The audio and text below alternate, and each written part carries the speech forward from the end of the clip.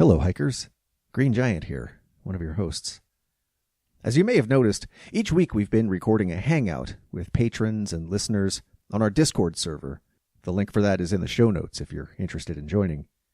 You've also probably heard us mention that our patrons get, among other things, access to the raw audio from these hangouts as soon as we're done. This week I'll be leaving in our pre-show chat just to give you a little sample, peek behind the curtain. Hey, speaking of Patreon, if you're listening to this episode the day it comes out, it's mid-February, and I just finished sending out gifts to our supporters who pledged at the $3 level or higher. I'm not going to say what it is either, because I want you to go to patreon.com/storiesfromthetrail and check it out for yourself. See if you think that our thank you gift to supporters this month is worth more than a box of Pop-Tarts. Spoiler alert, it totally is. Go see for yourself. You know how. Here's the show. Yeah, we're going to be talking about gear tonight. Well, welcome to my wheelhouse. Yeah. There's a many reasons why we ask Mark to come on the show, but especially when it's time to talk gear. Mark has an encyclopedic. Am I saying the right word? That works for me. Yeah, we almost gave Mark the trail name Rainman because of his savant-like knowledge. Yeah, that's right. Still nylon. He's good at counting toothpicks. 83, and 83. Backing the car up in the driveway. So take Mark to Vegas. Is that what you're saying? All of these things are true. Take me to Outdoor Retailer, and I'll do you well. Oh, that is true. Okay, I got a question. Top 5 pieces of gear. You're only allowed 5. What do you do? What do you choose? Okay, top 5. Canister stove. MSR or jet boil? Am I on the AT or am I somewhere else? On the AT, probably jet boil. Why? Because all you're going to do, it's a speed thing. All you're going to do is boil water and add whatever you've got and then move on. If you're in cold temps out west, if you want to do any sort of cooking, the lack of simmer and the inability to do an actual... Oh, it's my wife. She's playing with our espresso maker. Sorry. No, it's all right. Well, I've always seen that the jet boil is slower than the pocket rocket. Actually, the problem with the pocket rocket has always been temperature and altitude. Both of those, because there's not any way, the pocket rocket really doesn't have any sort of way of blocking wind, and the efficiency is kind of lower above about 4,000 to 5,000 feet. Jet boil is a little bit more efficient above that, which you are going to get on the AT. I would probably go jet boil. That's kind of, 6 of one, half dozen of the other. I know a lot of people that I actually have both the original Pocket Rocket and the Pocket Rocket 2, and they're my go-to if I just need to get some water boiling really quick. But if there's wind blowing, it's practically worthless. And all right, number 2. I don't know if we're supposed to save this for the show, but I'd rather do this than say test for the next 5 minutes. No, that's perfectly fine, and I can edit it in and later and make it seem like it was a natural part of the conversation. Keep going. He edited. Okay. It. Your favorite comedian, Gary. If you're above like 5,000 to 6,000 feet, if you're on the PCT or something like that, I would probably consider doing a liquid fuel stove, MSR, multi-fuel, something like that. You know that they're heavier, but they're going to burn at altitude.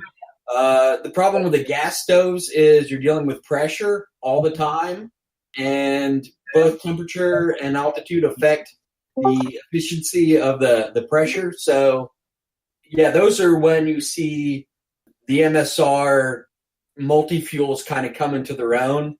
But on the East Coast, AT, Pocket Rocket, the Jet Boil, any of the micro stoves will do you pretty well. And I'm not a huge fan of the alcohol stoves. Gary could probably talk to you better about those. They tend to be a little fidgety. You have to prime them, that sort of thing. Yeah, best thing I can tell you about alcohol stoves is that I don't like them.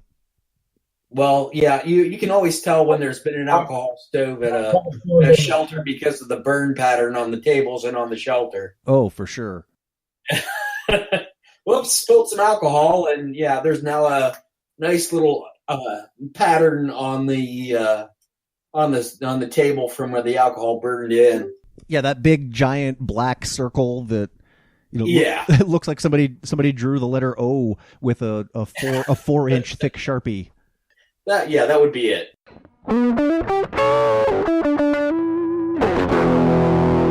You're going to school.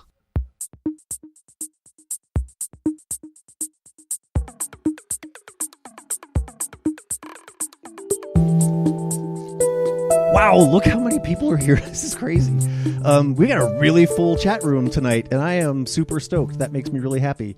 Tonight we're going to talk about one of the most important things that a new thru hiker or any hiker really needs to consider, and that is gear. Everybody has questions about gear. We could probably spend an hour just talking about socks. Wouldn't that be the most interesting podcast ever, an entire hour about socks? So we're not going to get into that much nitty-gritty because we only have 90 minutes. We're going to try to hit some of the big questions that people always ask. And one of the resources that I'm going to be using for our conversation tonight, a link that I'm going to put into our chat. Every year, Zach Davis and the crew at the Trek send out a survey to all of the thru hikers on all of the major trails as they're finishing, asking them what their favorite gear of the year was, their favorite gear of the year. And they get hundreds upon hundreds of replies, and the entire editorial staff spends a lot of time compiling this information and putting it together into a story for us every year. And the 2018 Gear of the Year Roundup actually came out not too long ago in December. So it's just about a month or so that this information's been out. But I'm going to be using this as kind of our guide for our conversation today. Just because it really, not only does it cover all of the pieces of gear that are going to be important for, you, the thru hiker, but it's also, things that come with the endorsement of people who just finished the trail recently. There's a lot of things on this list that I wasn't expecting to see, a lot of things that I am not surprised to see, and, I think we're going to talk about some things that are outside of this list as well. Joining us... It'd kind of be interesting to have some of us guess what. Oh, that's a good idea.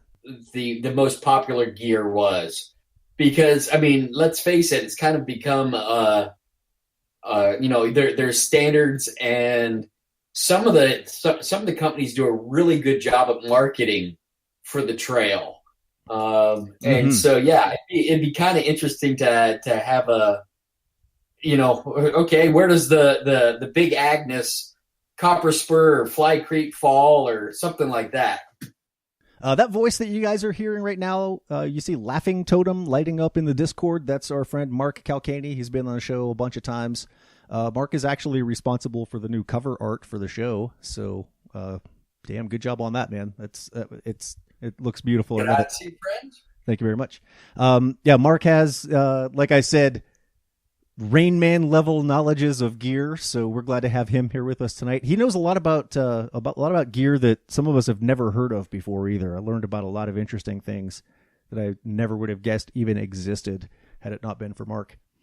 We've got Daniel on the line with us tonight. You guys heard Crazy Larry earlier. Crazy Larry runs a hostel up in Damascus, Virginia. He meets thousands of hikers every year, so he's going to chime in from time to time. Also joining us on the line for the first time this evening, I see Judy Heartfire Gross of LightHeart Gear, tent maker, clothing maker. Perhaps we'll get some input from her as well, too. That would be exciting. Yeah, so we've got a really good crowd tonight, and we've got a lot to cover, so why don't we just go ahead and get started. I always find that the best way to discuss gear is to go, is to just jump in feet first and go from the ground up. Let's talk about shoes first.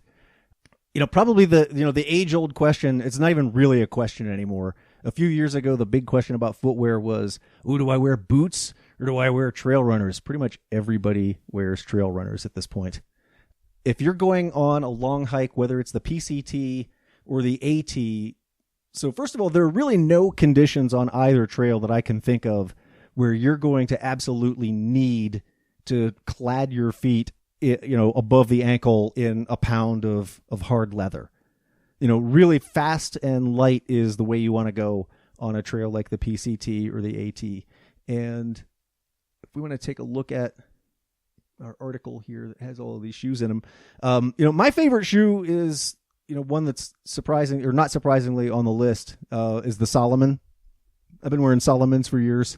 In fact, I wore my Salomons today. Mark, what do you wear? What's on your feet? It depends. Well, I'm kind of an outlier. I do a lot of off-trail work, but when I'm on trail, I kind of like, because my knees are less than perfect, I like the Hoka ATRs. They are kind of a high cushion. I know a lot of people on the trail like the Altras, which are, if we're going to get kind of technical, they're what's called a zero drop, meaning that there's no difference between the heel and the toe, so there's no elevation, and it gives you really, really, if you're not used to them, is that they can kind of contribute, if your stride is not used to them, they can kind of contribute to plantar fasciitis and some of the ankle and calf injuries. I would say that starting from the bottom up, if you're going to do the AT or the PCT, probably go to, a good shoe shop or a podiatrist and have your stride checked. See what's wrong or what's right with your stride.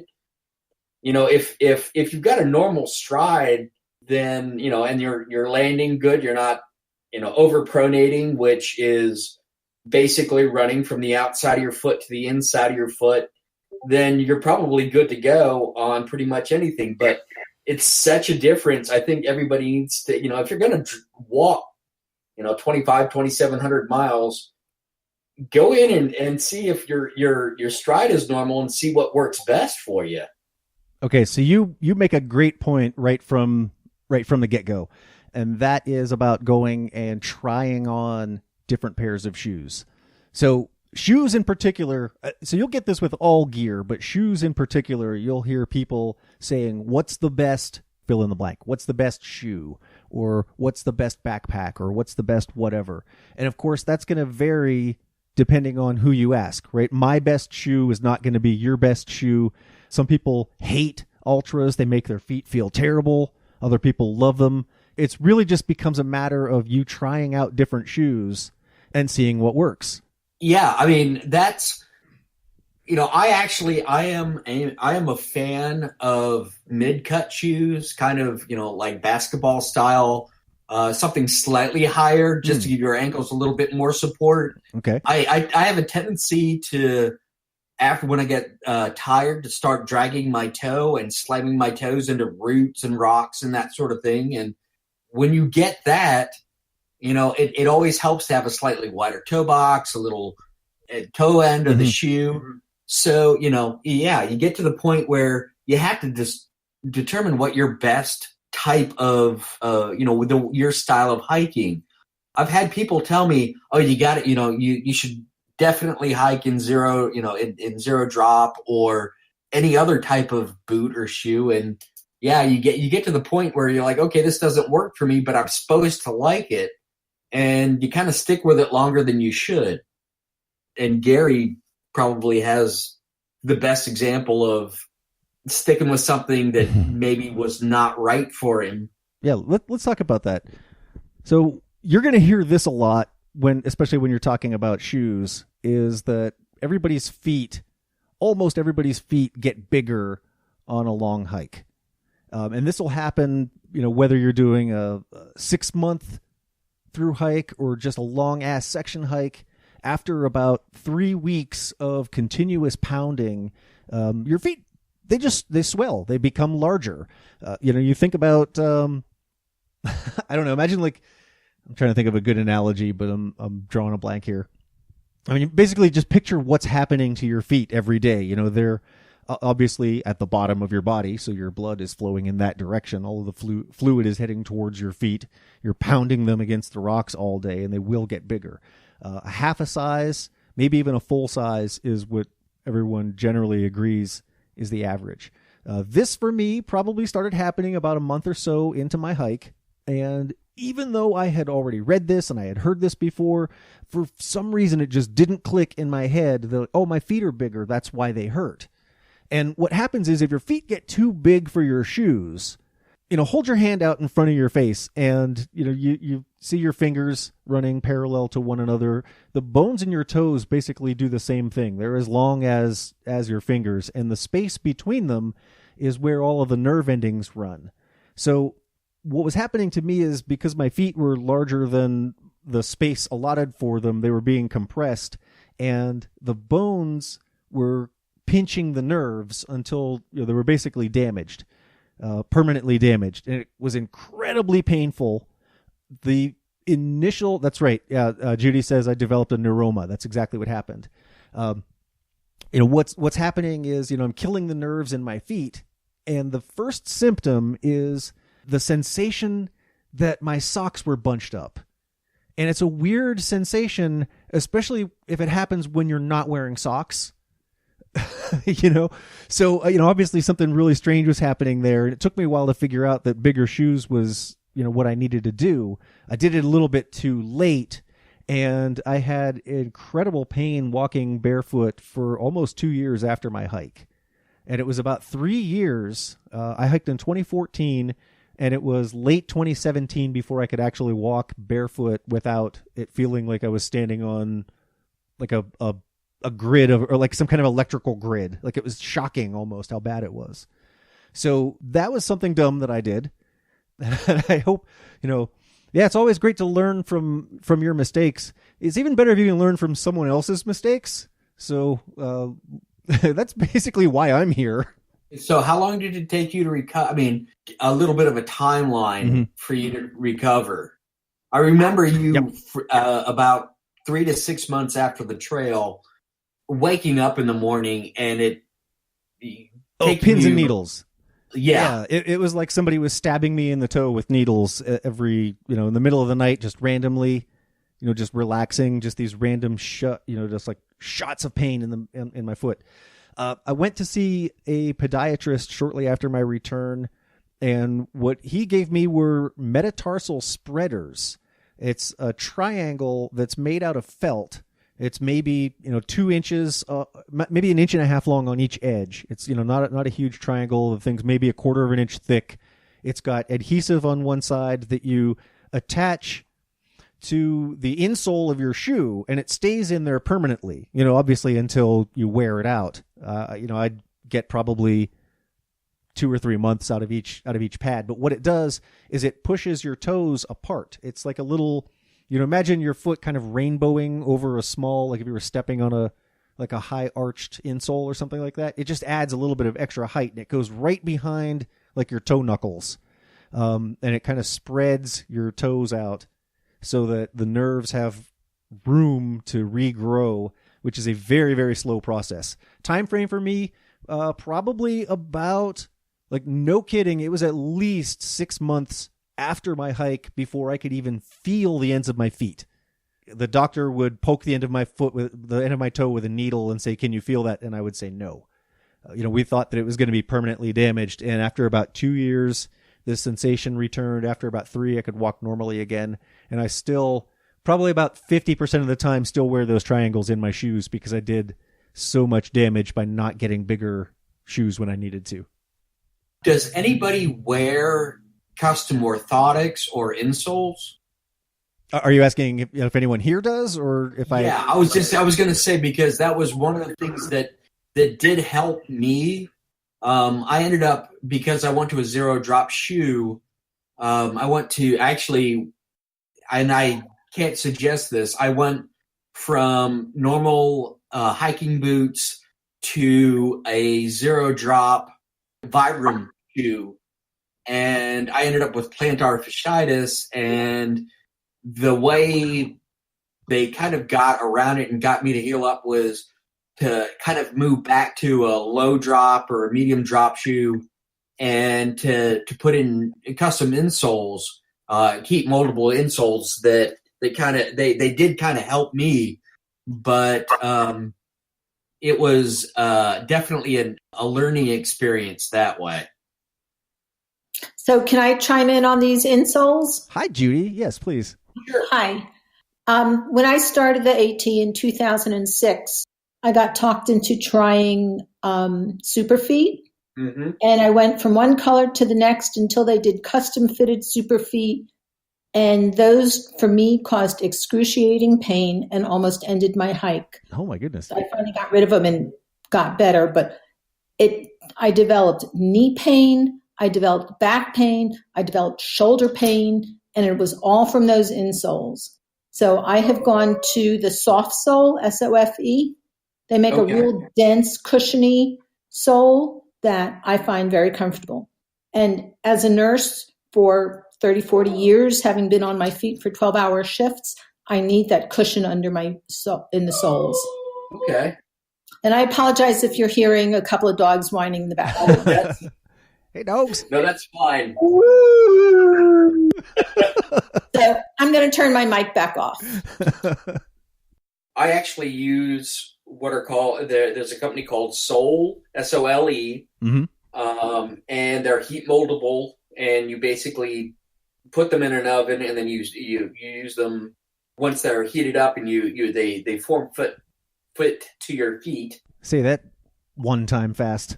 And they seem to work pretty well, but I can't imagine starting a hike with new insoles like that, or in mid-hike, swapping because of just the way they're going to change your stride. I see Bunny asking, what are your camp shoes? Oh, yeah, that's a good one. Gary, do you still carry around the good old Crocs? Crocs? Oh, yeah.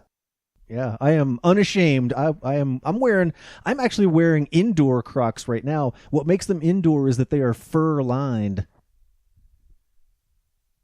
Fur-lined Crocs? Uh-huh. I am in style. Well, okay. I actually just recently picked up some.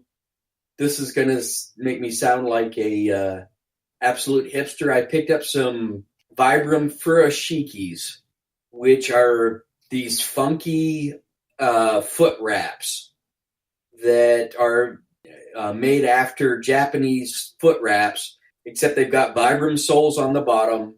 You stick your toe in and then your heel in, and they wrap around your foot, and they collapse down to about the size of, I'd say 4 inches by 4 inches and about 1.5 inches. I mean, maybe about 4 to 6 ounces. And I've really enjoyed those because they're basically pieces of fabric that are neoprene that you wrap around your feet.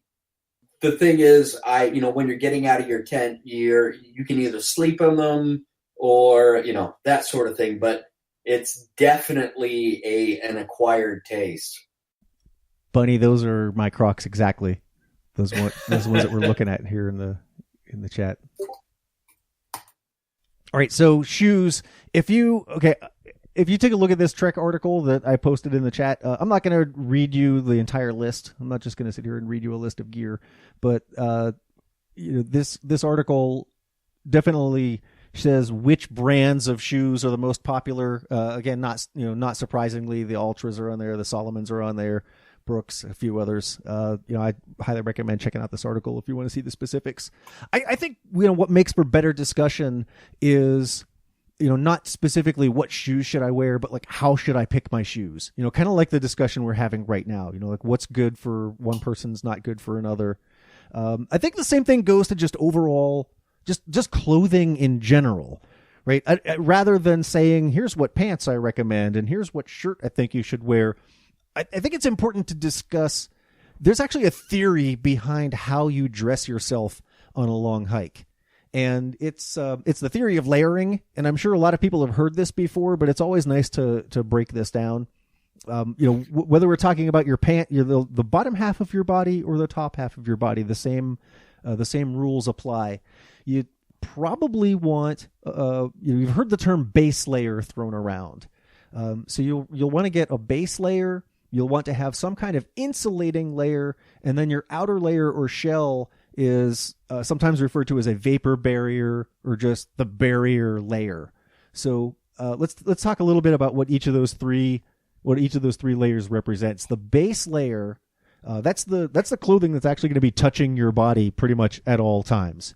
Like that thin, single layer moisture wicking t-shirt that we all wear in the summer. That's your base layer. I wear underwear that's made out of a similar material. I wear the soft shorts. They're it's a one piece running short that has like a liner and shorts combined in one. Green silkies, Marine Corps silkies. That's my underwear of choice. For the same reason, it has the same moisture wicking properties as these shirts. But basically, the purpose of your moisture of your base layer is to keep your body temperature regulated, with just a single layer. Shines on summer solstice. Captain says, my base layer shines on summer solstice. So I guess that means you shave. Is that what we're supposed to gather from that? Yep. So, Mark, what is moisture wicking technology? It depends. The original moisture wicking technology was probably polypropylene, which is basically plastic. And the advantage to it was it moved vapor from the skin to the outside of the fabric where it could evaporate off. The problem is that the original was probably wool, which a lot of people have allergies to. It'll itch. Some of the merino wools out of New Zealand, South Africa, that sort of thing have gotten a lot better, and people seem to react to them a lot better. The polypropylene probably came around in the 50s to 60s, and it worked really well. It replaced wool. It was lighter, but one of the downsides was that it held odor, and it degenerated pretty quickly. So I actually end up using merino wool. The only downside that I've found of that is it does tend to break down a little bit more. I end up with holes in the base layer a little quicker. But as someone who sweats profusely, when I was in the late 80s, early 90s, when I started hiking, I could clear out a bus or I've got a story of clearing out a trolley in downtown Gatlinburg because I was wearing polypropylene after 5 days. And as I moved along, people would, as people got out of the bus, they would move forward towards the front of the bus, leaving me in the back, until finally when I reached my destination, I was the only one left on the bus. So if you're going into town, probably, something in a synthetic is not quite as good as wool. Can I make a couple of comments about fabrics? Please. Sure. Okay, so wool and the merino wool that you find now that you can throw in the washing machine, so the wool fiber has scales on it when it grows on the sheep. They have chemically removed these scales so that you can wash it and it won't shrink and scrunch up on itself. But wool will not absorb body odors. Polypropylene, polyester will absorb oil, and the oil in your body is what retains the body odor. So even if you wash polyester fabric, it will smell good when it comes out of the washing machine and the dryer. But as soon as you put it on and it heats back up to your body temperature, those odors are going to come back out. Nylon does not do that as much as polyester or polypropylene will. And that's why those things get that hiker stank and you just cannot get rid of it. Interesting. Wool will not absorb the oil, but wool will absorb water and stay wet a lot longer than polyester, which will not absorb water. Now, I want to make a comment also about these wicking fabrics. Okay. In a theoretical lab, those work really well. They will wick moisture vapor away from your skin and it can evaporate. On the trail, we're not producing vapor. We are sweating buckets of water, okay? And that fabric is going to get wet and it is just going to stay wet. So wicking properties have absolutely no use for a hiker. Walking around downtown trying to look like a hiker, it's going to help. But out on the trail, you are dripping water and vapor are two completely different things. So it doesn't help you stay cool on a hot summer day? Oh, yeah, it will because you're wet. Okay. And the wind is blowing and that's why. But that's going to happen whether you're shirtless or not, right? Yeah. There's a new product by Polar Tech that includes it's polyester with rayon, and rayon absorbs and holds the water. And so this is marketed to runners so that when you're sweating, this wet part is going to create a breeze and keep you cool. So this is strictly my experience. I have found that wool, even when it's wet, keeps me warmer in cold conditions than any of the other, polypropylene, polyethylene, nylon, all of and it may be due to the nap. No, it has to do with the properties of wool and the hollowness of the fiber. Wool will absolutely keep you warm when it's wet. I have fallen into creeks in February when it was about 30 degrees. And as long as I was walking, I was warm. Yeah, mostly there's a couple companies that there's no such thing as cheap merino wool. That's one of the things is that it is going to cost you a little bit more. Icebreaker, Smart Wool, even 30 Below. There are several, and all of them work well for me. And this is last year at this time, I was up on top of Wilburn Ridge in Grayson Highlands. Wind chill was probably minus 10 to minus 20. Ambient temp in my tent was about 5 to 6 degrees. And I actually had Polar Tech fleece, which did a reasonable job, but I had that on my legs, and then Icebreaker 320 wool on my torso, and there was a discernible difference inside the tent on the insulating ability. I've kind of become a wool advocate, and I can't tell you why, but it really seemed to work for me. It is definitely heavier than some of the polypropylene and even the nylon, but at that point, I'm more than willing to take the hit on weight, especially in those conditions. Yeah. Yep. Okay. Here, I saw a question today where someone was asking, "Do I need to bring a fleece in addition to my puffy down?" And no, you say no. I say no. I say Why not? You've got in climbing, you've got the idea of a belay jacket. Okay. Which is the idea that as long as you're moving and you're moving heat, you want something that is going to allow the sweat to get out. You want to, the thing is not to trap that moisture up against your body. So when you do stop, that you're trapping that cold, wet, you're trapping that moisture up against your body.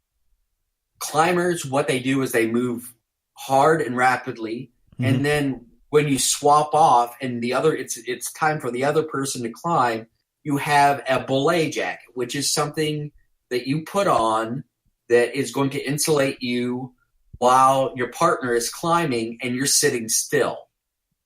So how does that translate into the hiking world? Into the hiking world is you move with your base layer and your shell, which is going to cut the wind when you're moving. And when you're sitting still, taking a break, you get your insulating, basically your mid layer, and you're going to put it on while you're sitting still. And that works around camp or works around a campfire. Anytime you're sitting still is when you're going to use that that mid layer. You know, I don't know of many people who get cold while they're moving on the trail. If you're putting down 2 miles an hour for 30 miles, or 15 miles, you are not going to, get cold. And the problem is if you've got too much on, then you're going to start sweating. And then when you stop, you're going to cool down. And then you've got the issue with getting hypothermic or cooling down too rapidly. Yep. Puffy is for standing still. Yep, absolutely. Yep. And that's the same theory too behind why you'll see a lot of people, like you go winter hiking and you'll see some guy walking up in a pair of shorts, same thing. It's 20 degrees outside, but I'm doing, one-legged squats with 40 pounds on my back for 6 hours. My legs are warm. Shorts are fine. But then as soon as you stop and sit down, whoo. Yep. Whole different story. Yeah, as soon as you stop, your metabolic rate drops, your pulse rate drops. And, I'm going to move it into a slightly different area. Gary, you and I both have done a little bit of whitewater kayaking. Yes. And it's the idea that, you're wet, and the moment you stop moving, you start cooling down, and it's real easy to move past that comfort zone into, a situation where you start shivering. And if you're not giving your body a chance to get rid of that vapor, you're sticking it next to your body, and it takes a lot longer for you to kind of get back to that equilibrium. All right, question about puffy jackets specifically. We've got down and we've got synthetic. We've got fill count. We've got all sorts of considerations. What do people need to look at when they're selecting their insulating layer? Okay, I guess we should probably define what makes an insulating layer, and that comes down to the ability to separate the external environment from whatever you're doing and what's happening right next to your body. And what you're doing is you're creating what's called a microenvironment between you and the outside. And that comes down to loft. Oh, yeah.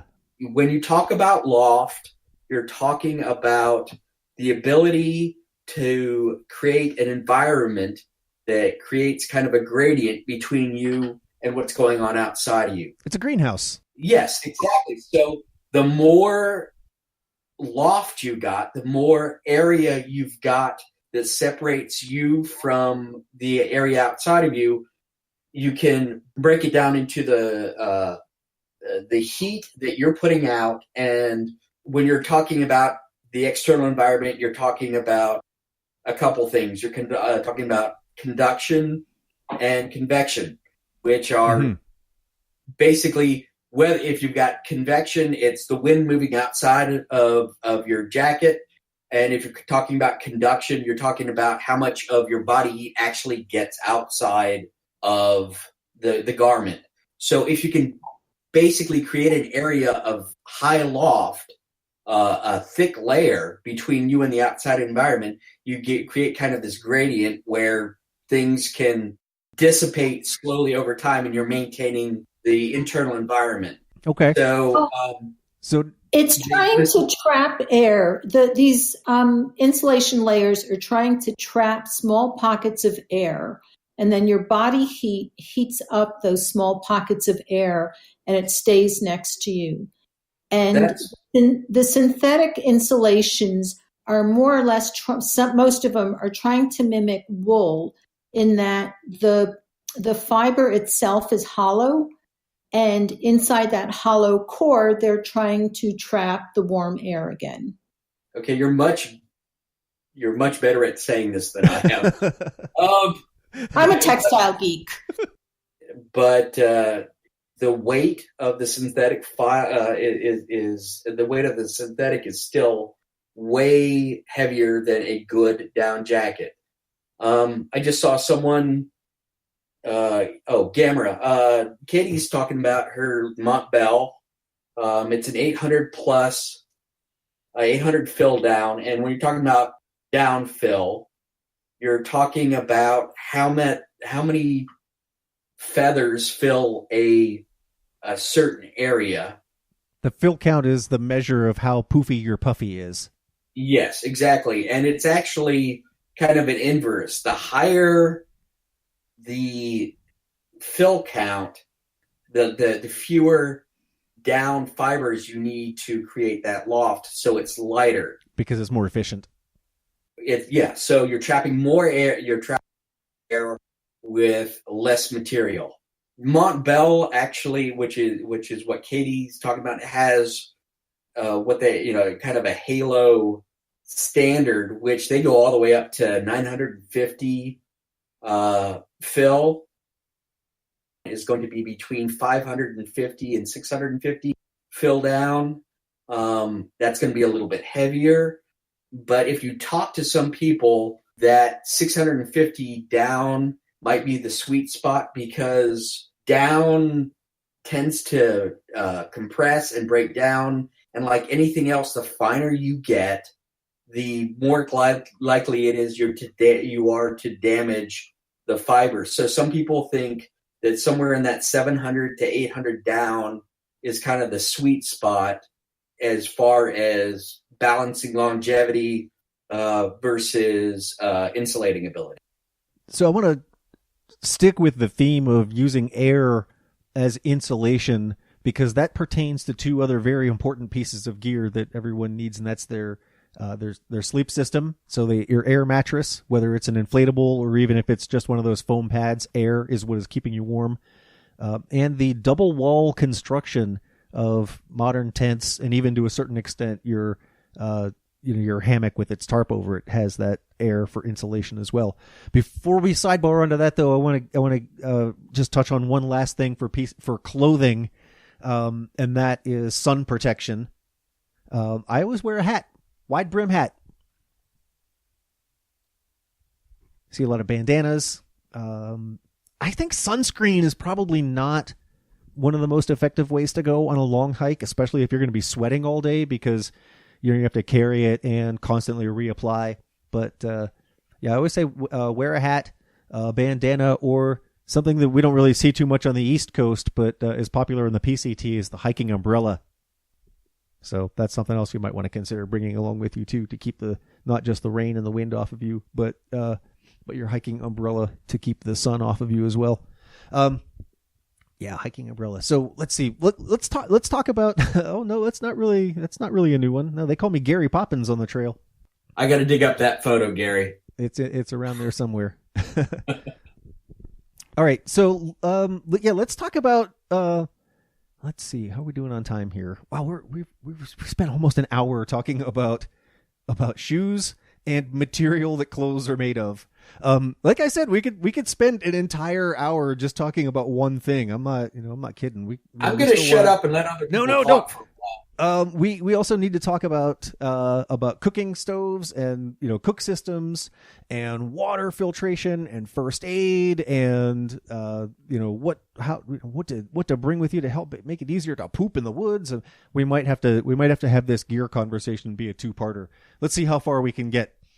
Yeah, let's talk about your shelter for a while. Let's talk about tents, because we've got a tent expert on the line with us as well.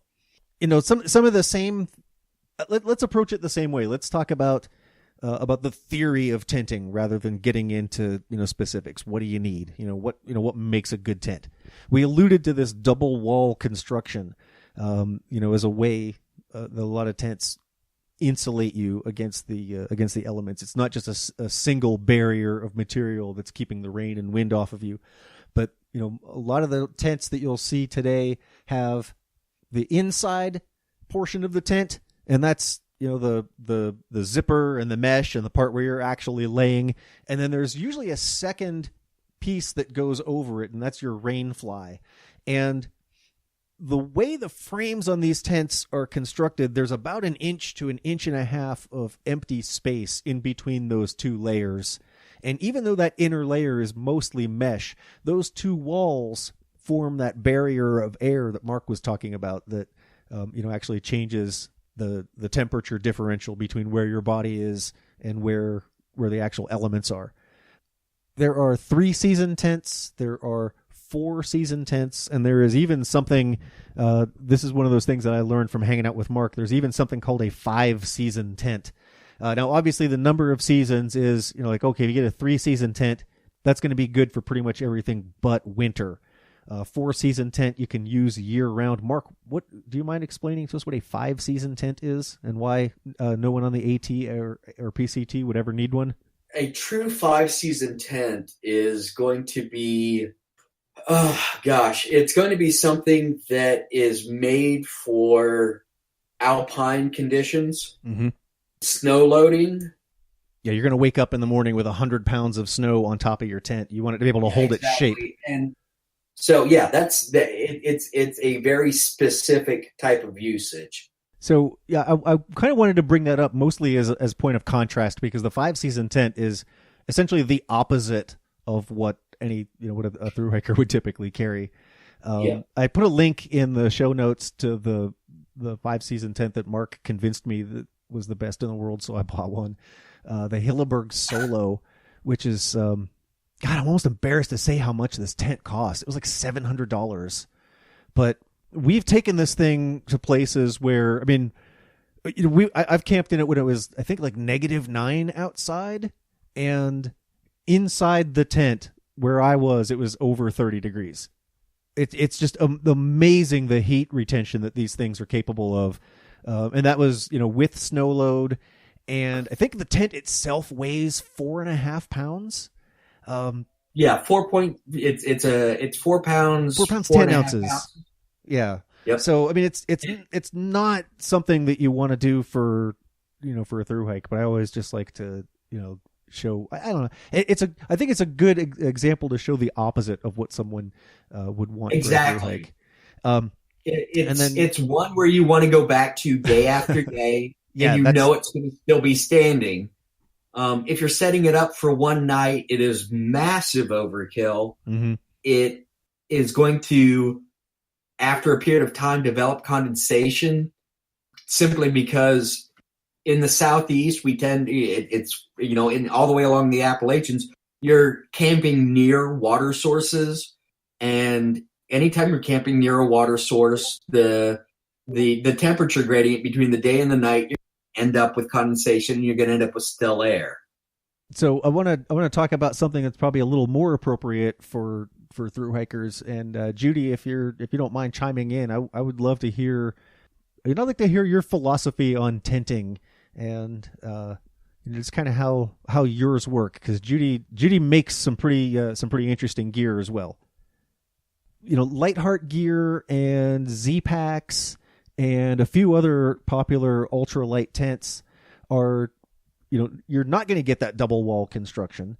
For the sake of being ultralight and, high speed, low drag, you're just going to get a single layer of material. And in some of these cases, you don't even have poles for your tent. A lot of these will use your trekking pole, either just one or a pair of trekking poles as the support structure for the tent itself. So there are a number of different kind of designs there too that you have at your disposal. Hi, Judy. Hi. So I sort of feel like I'm being put on the spot. What is my philosophy on tents? Tell us about your tents, or I want to know. Okay, so let me tell you about a double wall tent. So you're going to have condensation inside a tent at night, no matter what you do. You're lying in this thing. You're pretty much closed up. You're breathing. You're putting out moisture with every breath. On most other tents, that condensation lands on the underside of the rainfly. And then you take that off in the morning, it's usually sopping wet. My tents are partially double walled, partially single wall. So some of it you have a lot of bug netting, but the fly is attached, and some of it is single layer. And depending on where you're set up, you may get condensation, you may not. Condensation is a very complex situation. It depends on your location. It depends on the daytime temperature, the nighttime temperature, and the humidity.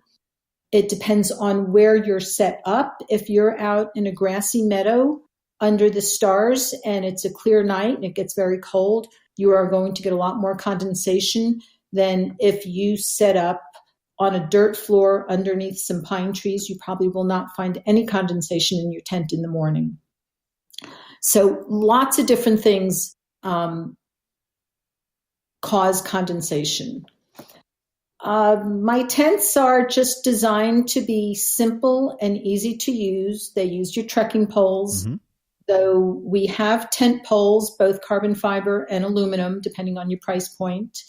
And originally we had the tent poles designed for bike packers, kayakers, so that they fold up down to 11 inches instead of the big long tent poles that many other companies use. And so they can be stowed into small packs in small places. They're good for people who go out base camping and then go trekking during the day, so they can leave their tent set up and use their trekking poles for hiking. And the most popular tent, the So Long 6, I designed when I kept reading on White Blaze many years ago about all these 6'4" hikers who were complaining about what tent do I buy. I'm too tall, I'm hitting the ends, I have to buy a 2-person tent and then sleep at an angle, and I'm still hitting the walls. So I decided to design a tent to fit the tall hiker. And I started this just to make a tent for myself, and somebody suggested that I could make kits and sell them, and I thought, well, I can make the tent and sell the tent. And 10 years later, I've got LightHeart gear going. Yeah. You've got a factory opening pretty soon, right? Or is it? We moved in about a month ago. We're still set up, and we put something away and then we can't figure out where we put it, so we're looking for it and then decide that we want to move it somewhere else, and then we can't find it again. So bit of a break-in.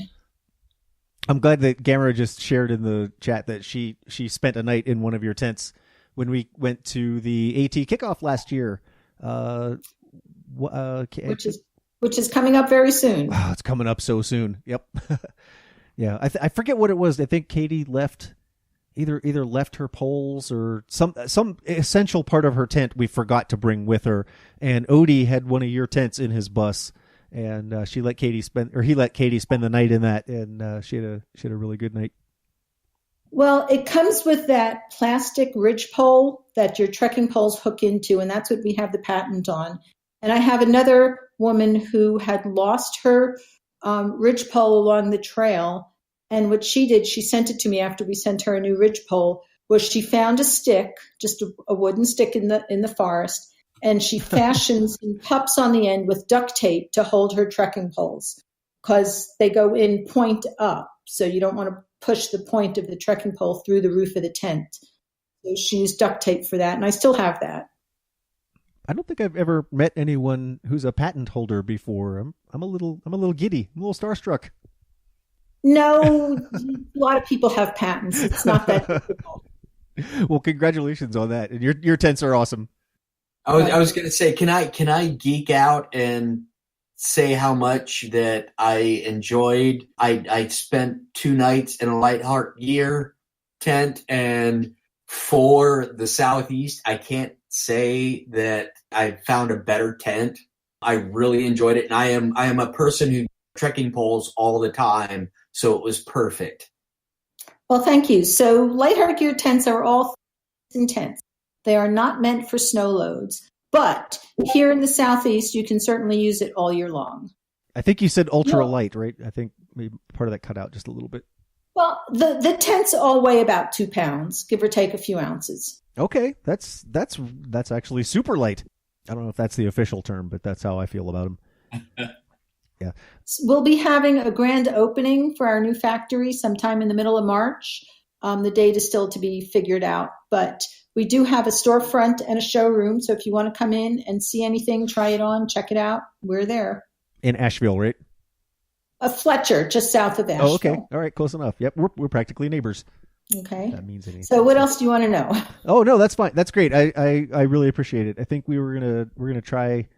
I'm trying to decide if I want to dive into another topic or put this one to the group, because there's still a lot left to cover gear wise. We're not going to get to everything tonight, obviously.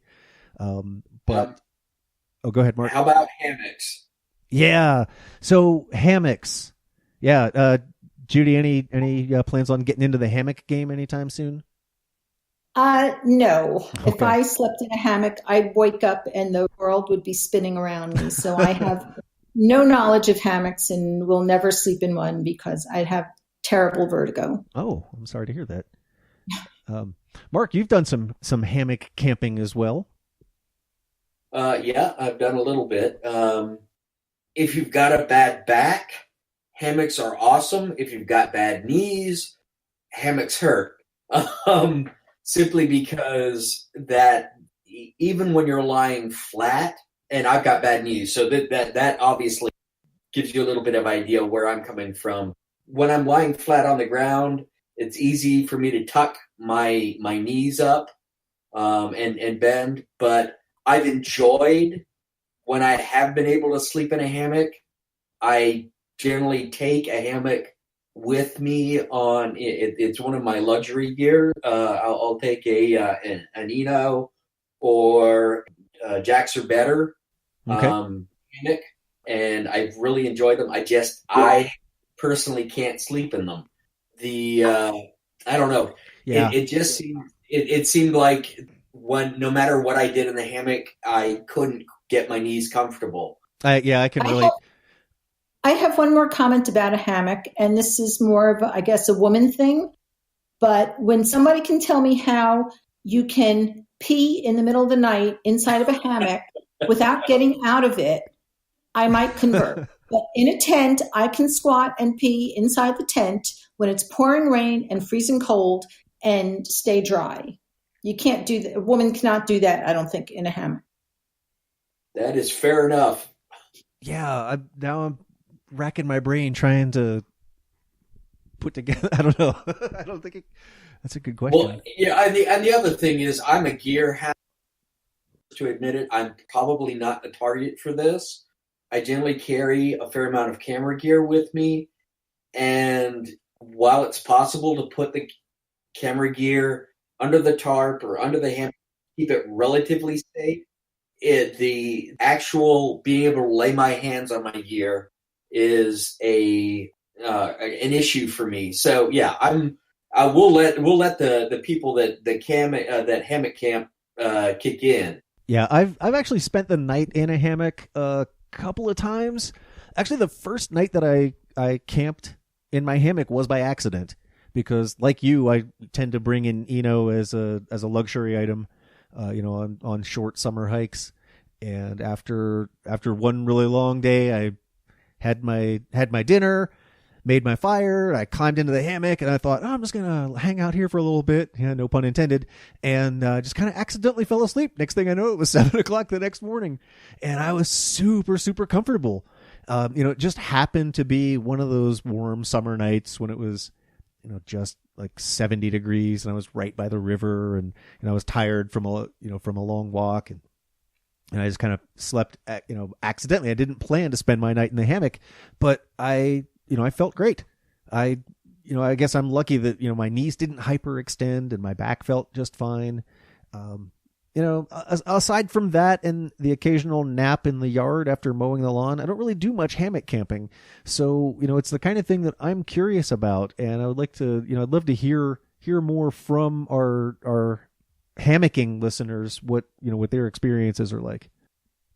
Let's see. I know we were starting to talk about our cooking systems when we began our call.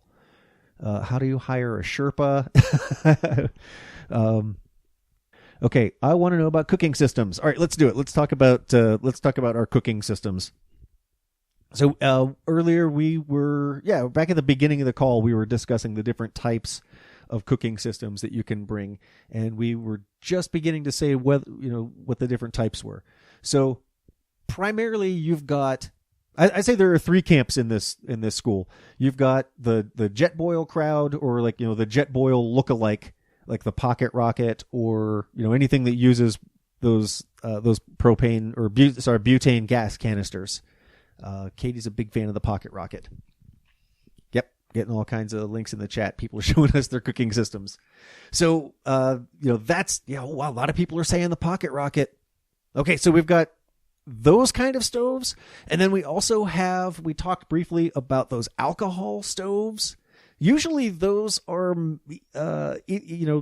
almost always when I saw alcohol stoves on the trail, it was something that somebody made themselves by cutting a beer can or a Pepsi can or something in half, and there are blueprints you can get online. You have to punch holes in it in a certain pattern. You fill it with a tiny little bit of alcohol, you light it, and it just kind of simmers, almost like those sternos that you see at picnics and weddings.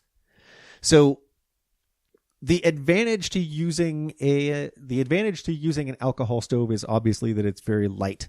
The stove itself is just made out of an aluminum can, and it weighs barely an ounce, maybe two. The fuel is just as easy to find as the fuel canisters along the long trails. You can get them side by side at most outfitters along the AT and the PCT. The disadvantage, obviously, we talked about this earlier, the alcohol stoves burn very slowly. So if you're boiling water for noodles or whatever you're having for dinner, you've got time to set up your tent or roll out your sleeping bag in the shelter, or go play cards with someone, because it's going to take a long time for your water to boil. But every captain in the chat says every single hiker I've met with an alcohol stove hated it after the first week. And Mark mentioned this one earlier too, is that you see that's one of the big reasons why people burn the picnic tables at shelters. You see these big black rings where people have spilled their alcohol, and it just burns on the stove. So they're kind of dangerous. They don't do well in the wind. They're very light. Is about the only advantage I can think of. As far as the other cook systems, like the jet boil or the MSR pocket rocket or the variations on that, very, very fast, very, very lightweight. What I have found is that a small canister of fuel for a jet boil would generally last us about 100 miles worth of hiking.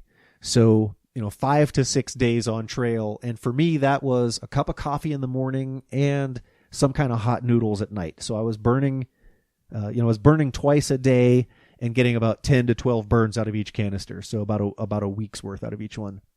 The third camp, I would say, is to go stoveless. There are tons of recipes that you can make that don't involve hot water at all.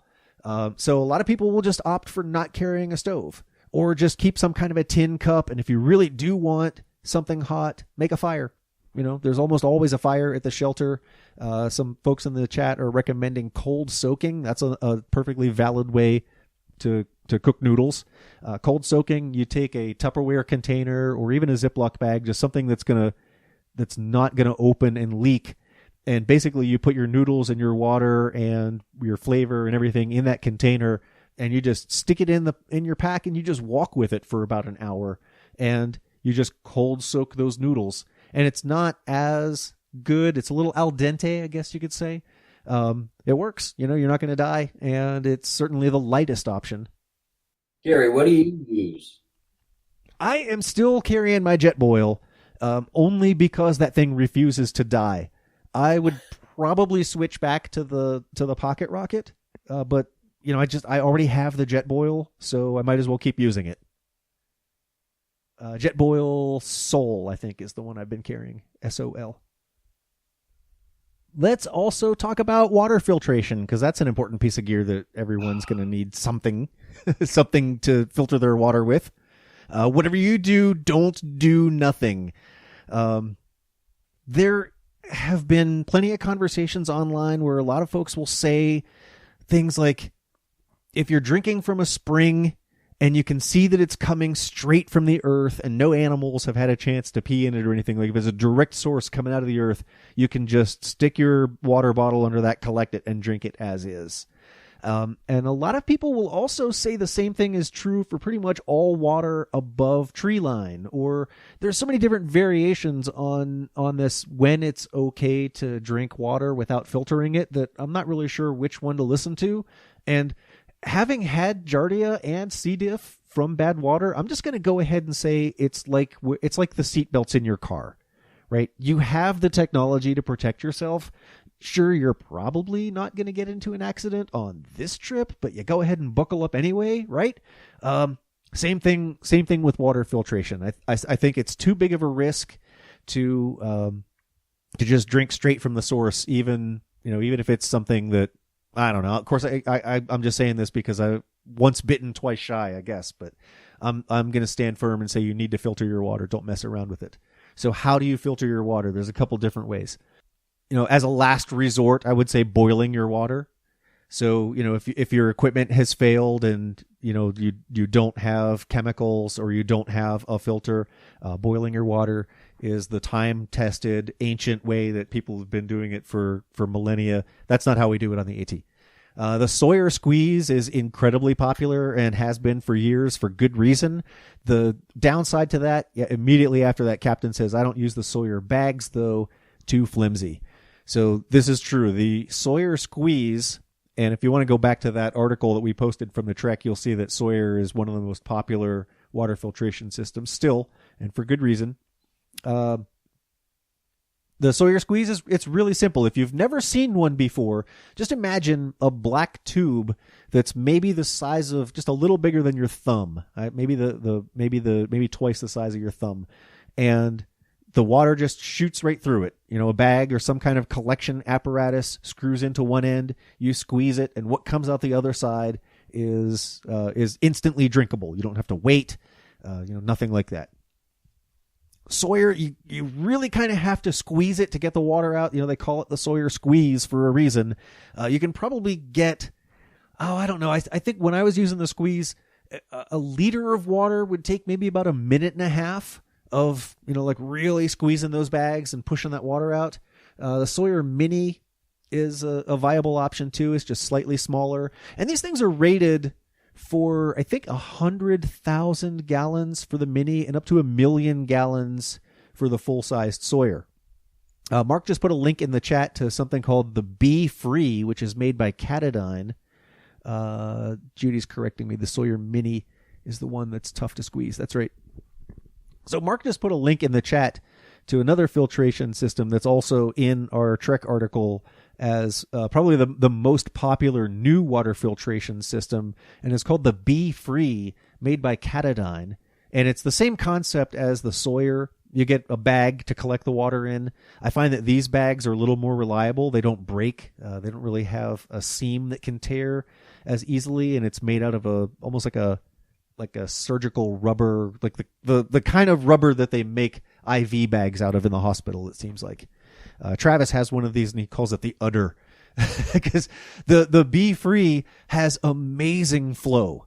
So, I talk about you need to squeeze the Sawyer for like a full minute and a half to get a liter of drinkable water out of it. With the Be Free, it's almost like drinking out of a tap. The water comes out so fast that it's almost instant. The first time I used a Be Free, I thought it was broken because the water was coming out so quickly. But nope, it's working and it's doing its job. And these are both great filtration systems. Catadine makes, they've been around for a long time. They make those hand pumps that you see, back from, you look at pictures of old school hikers with their external frame packs and, the big wooden hiking pole, and you picture that water pump with the handle, that's Catadine. They've come a long way. Go ahead, Mark. Oh, I was going to say the issue you've got to be careful with any of these squeeze filters is not to freeze them. Mm-hmm. That's the Sawyer. Any of these that use these microfilaments, I love my Be Free. The main advantage to the Be Free is that it's got a lot less barrier between the filtering element and and being able to crank it out, but that also makes it a little bit more fragile. So, I always keep mine attached to the bottle to protect the filaments. But any one of these, you have to be careful with anything, whether it's got a ceramic filament or anything. If you freeze them, as the water expands, it'll break the filaments, and the ability for it to protect you goes away. So yeah, you've got to keep it from freezing. I know a lot of people who just throw these filters in and let it go. Stick it in your pocket. And so I put mine in my sleeping bag at my feet, or just make sure that it is completely dried out, shake it out, I carry generally a 3-liter bottle or a 3-liter Camelback that'll let me go through most of the day, and I'll shake it out. But you're never going to get all the water out. But yeah, your best idea is, if it's below freezing, is to stick it in your sleeping bag and sleep with it. Hey, you mentioning the Camelback reminds me of something that kind of surprised me on my thru hike, and that is water storage. I was a big fan of the Camelback for years because of its convenience, and I think I still believe that, but I've gotten out of the habit. The Camelback is a very convenient way to just get water. The thing just sticks there by your mouth, and you just turn your head and go, and you have water. The downside that I learned to that, what surprised me about my Camelback on the AT and why I ditched it, was that it becomes kind of a pain in the ass after day 10, because you're stopping to get water 4 or 5 times a day. And if your Camelback, even if it's first of all, if you have a 3-liter bladder, that is 6 pounds of water, you're not going to carry that on the AT. Right. Maybe on the PCT, you'll want 2 or 3 of those for the desert section. But on the AT, 6 pounds of water is definitely overkill. So in addition to that, it becomes a little bit tedious to constantly have to open your pack, figure out how to get that bladder out, fill it, put it back in. You kind of have to wedge it down in between things, and it just becomes inconvenient. And then further, it becomes a cleaning hassle. After about 2 weeks, those things, it's supposed to flow one direction, but there's always backwash, so that thing is full of old saliva and all sorts of single-celled organisms, and you don't want to do that on a thru hike. You don't want to carry around a bag of bacteria.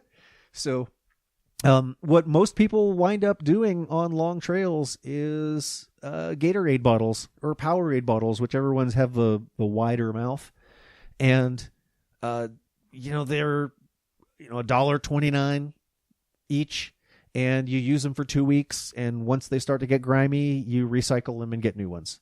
And that generally seems to be how people carry their water on long trails. You don't see a lot of Nalgene bottles or Camelbacks. The smart water bottles were the ones I saw most, because they were the narrow profile. You could stick them in the water bottle pockets and still leave room for other stuff. For the 1 liters, they were taller and narrower. So I saw a lot of those, and I took, when I was out west, I took a couple of those 1 liter. They're taller, but they're really narrow, so they worked really well. Hydropack is a company that makes soft water bottles that fit the Be Free directly. So I started using those, and I like those because as you drank out of them, you could collapse them down, and it kind of made it a little bit easier. Mark, which cast iron skillet do you carry?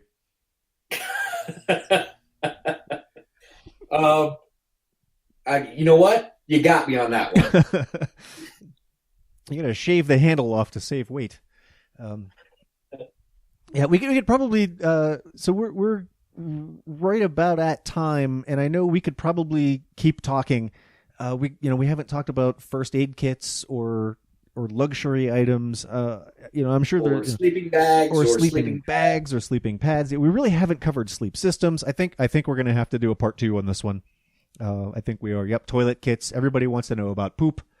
Yeah, I think we have Katie, Ace of Spades.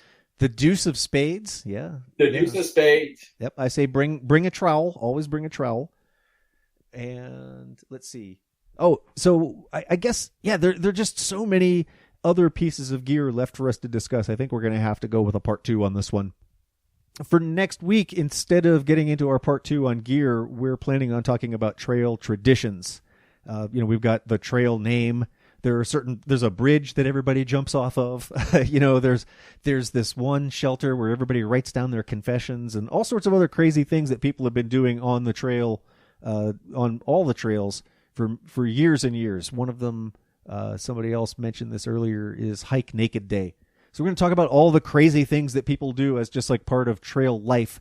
Take a little break from the practical and planning side and talk about what, some of the fun things that happen out there. For tonight, I really want to especially thank Mark for sharing his knowledge with us. Judy, it was a really nice surprise for you to join us, and I'm glad that you chimed in and gave us wisdom on clothing and tents.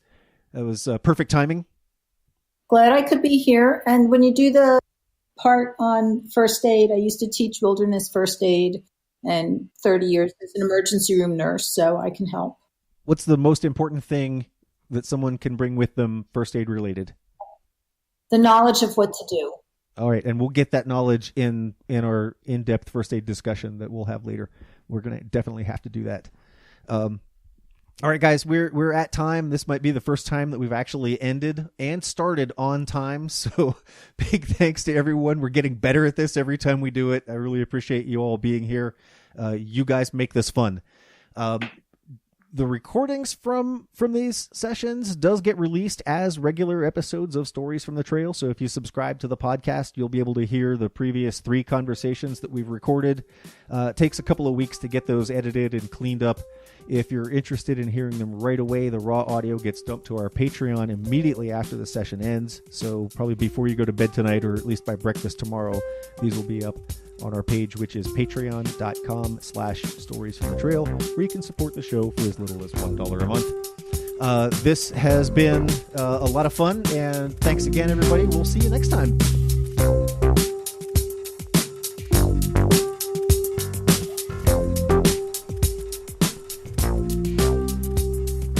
Stories from the Trail is a production of thetrek.co. Zach Davis, editor-in-chief. Your hosts are me, Gary Sizer, Green Giant, and Megan Thompson, known as Voldemort.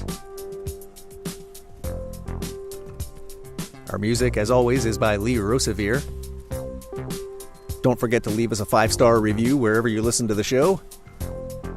If you'd like to join us for our live recordings, it's free. Find out how by following us on Instagram or Facebook, where we'll post a link each week. And if you can't make it to the live recordings, just keep listening to the show. We'll be releasing them. If you don't want to wait 2 weeks for me to edit one, the raw audio is released immediately after each recording for all of our patrons who support the show for as little as $1 a month at patreon.com/stories from the trail. The show is recorded, mixed, and edited by me, Gary Sizer, here at Blanket Fort Studios, which is just me and my blanket with a basement over my head. What? Thanks for listening.